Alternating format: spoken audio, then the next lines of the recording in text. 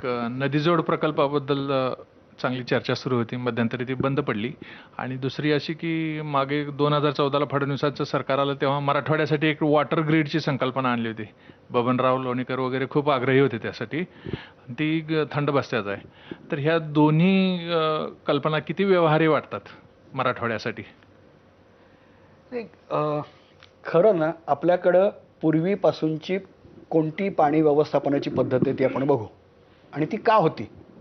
आपल्याकडं उष्णतेचं हे प्रमाण खूप असल्यामुळं पाणी उडून जाण्याचं प्रमाण खूप आहे. त्यामुळं बारव विहिरी, आड, खजिना विहीर हे सगळे प्रकार त्यामुळं अस्तित्वात होते. याचं दुसरं उदाहरण बघू. 1980च्या दशकापर्यंत आपल्याकडं पाझर तलाव खूप मोठ्या प्रमाणात झाले. उद्देश काय होता? पाझर तलावामध्ये पाणी साचवावं आणि नंतर खालच्या विहिरींना त्यांनी पाझरून द्यावं. यामध्ये गाळ अडकून पडला. इरिगेशन डिपार्टमेंटला त्याचं मेंटेनन्स करायचं कधी सुचतच नाही. मग ते पाणी उडून जायला लागलं.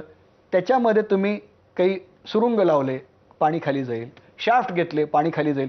खऱ्या अर्थानं विकेंद्रित पाणी असणं हे आपल्याला अपेक्षित आहे. जे अहमदनगर जिल्ह्यामध्ये पोपटराव पवारांनी केलं. CCT कंटिन्युअस कंटूर ट्रेंचर, हा ज्याला लोखंड लागत नाही, सिमेंट लागत नाही, पण पडलेल्या पावसापैकी 80% पाणी त्या भागामध्ये जिरतं. अणदूरला सुद्धा असे प्रयोग केलेले आहेत हॅलो मेडिकल फाउंडेशननी. हे खरे आवश्यक आहेत. पाणी व्यवस्थापनाचा विचार आपण स्वतंत्र सुटा करतो, तो अतिशय चुकीचा आहे.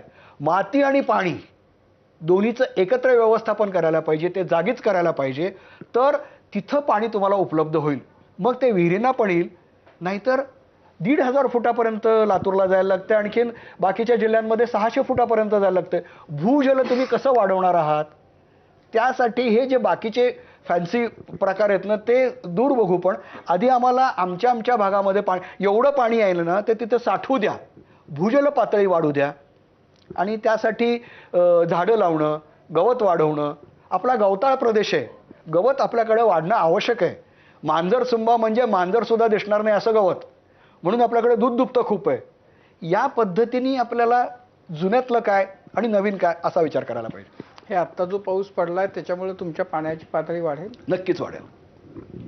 म्हणजे अगदी मातीवर अवलंबून आहे, पण तरीही भूजल पातळी आत्ता पूर्वीपेक्षा नक्कीच बरी असेल.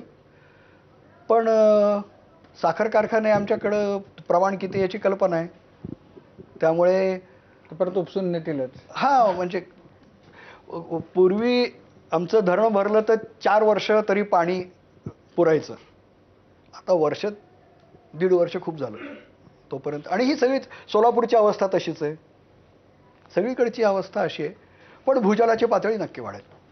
अशा पद्धतीचं जे चित्र आहे हे दिसायची ही काही शेवटची वेळ नक्कीच नसेल. ज्या पद्धतीचं हवामान बदलाच्या बद्दल आपण बोलतोय, तर समजा नजीकच्या भविष्यामध्ये कदाचित पुढच्या पावसाळ्यात